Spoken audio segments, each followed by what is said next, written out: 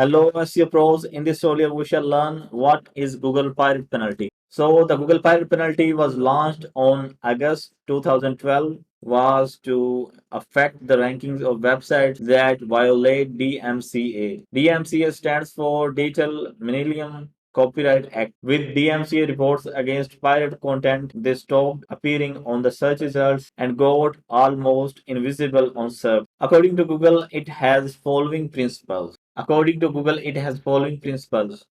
Google tries to create legal alternatives to illegal acquiring of content. It excludes rough sites from advertising services. The algorithm removes copyright infringing websites from search. It detects and rejects false violation accusations. So, because of this algorithm, you don't see any pirated movies or games website that we used to see about 10 years ago. As we all have experienced in our childhood, we used to download these games from these kind of websites. So, if you search now, you will no longer find them. So, I think it's kind of a good thing that the developers are now appreciated instead of the pirates. I hope you learned a lot of stuff. Have a nice day.